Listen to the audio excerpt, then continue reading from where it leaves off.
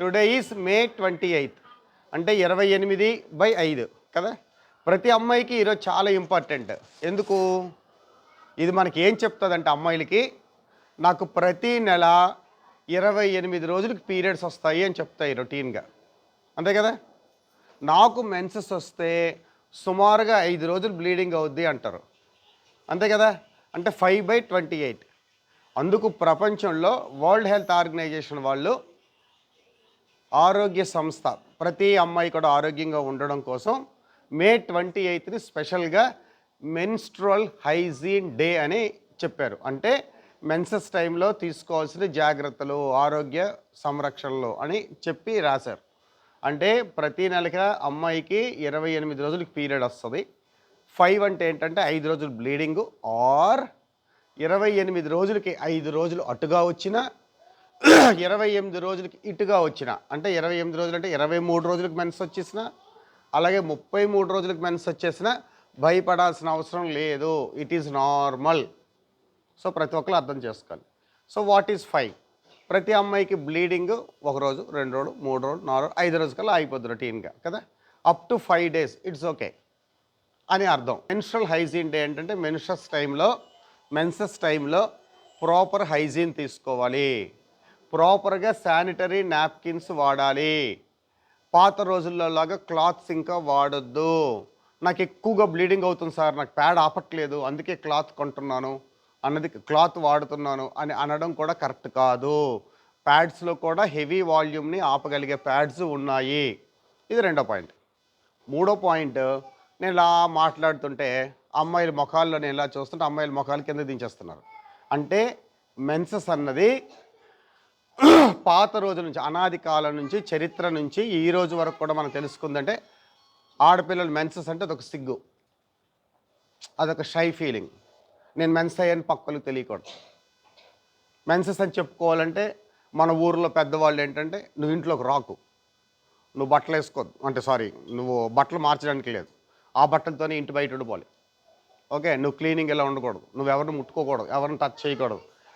మన పల్లెటూరులో నేను పుట్టి పెరిగిన ఏరియాల్లో ఆ అమ్మాయి ఎవరు మెన్స్ అయ్యారో నాకు తెలిసిపోద్ది. రోజు నేను రోడ్డు మీద నడుచుకుంటూ వెళ్ళిపోతుంటే బయట కూర్చున్నది ఆ అమ్మాయి అని నాకు అర్థమైపోద్ది. ఇదేంటి ఇంట్లో లోపలికి వెళ్ళకుండా బయటే కూర్చొని ఉంది అంటే అర్థం ఏంటంటే, తల కింద ఒక చిన్న గొడ్డ ఇచ్చుంటారు, తల కింద తలగడ పెట్టి తలగడలాగా బయట కూర్చొని ఉంటారు. వాళ్ళకి ఒక సెపరేట్ కంచం, సెపరేట్ గ్లాసు.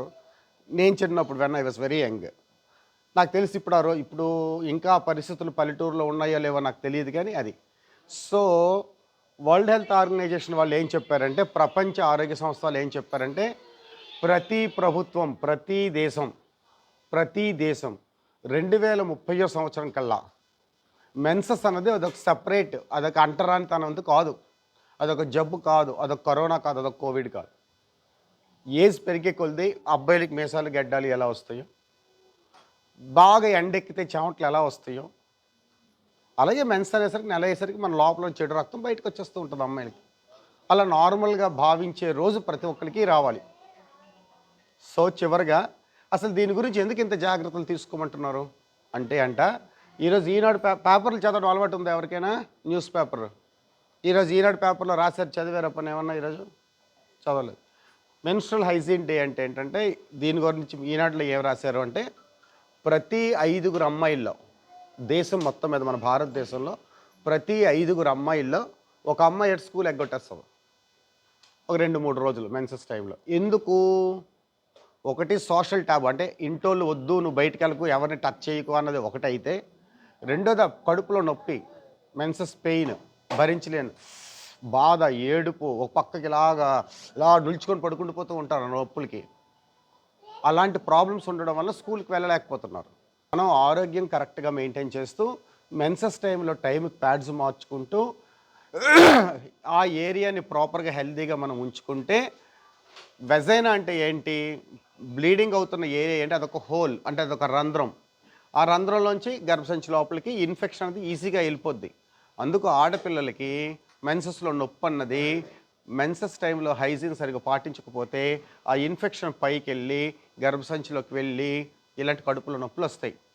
అంతేకాకుండా చాలామంది పిల్లలు లేని పేషెంట్లు నా దగ్గరికి వస్తున్నప్పుడు, మీకు సంతాన ప్రేగులు మూసుకుపోయాయో, లేదా మీకు బ్లీడింగ్ సరిగ్గా అవ్వట్లేదు, మీకు హెవీ బ్లీడింగ్ అవుతుందో, వైఫ్ అండ్ హస్బెండ్ కలిస్తే పెయిన్ వస్తుందో, లేదా మెన్సెస్లో పెయిన్ వస్తుందో, దీనివల్ల మీకు పిల్లలు పుట్టట్లేదో అని నేను చెప్తాను చూడండి. అవన్నిటికి గల కారణం ఏంటి? అన్నిటికీ ఒకటే కారణం కాదు, one of the reasons is menstrual hygiene. Menses టైంలో మీరు జాగ్రత్తలు తీసుకోకపోతే. అర్థమైంది కదా?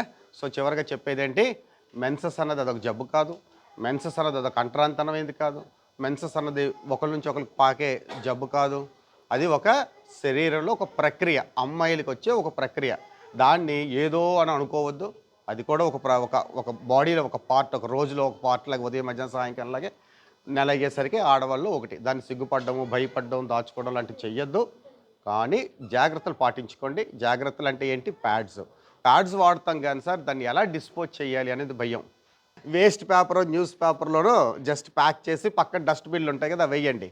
మేము వాటిని బయోమెడికల్ వేస్ట్ ద్వారా ఇన్సినరేషన్ అంటారు, అంటే కాల్చడం.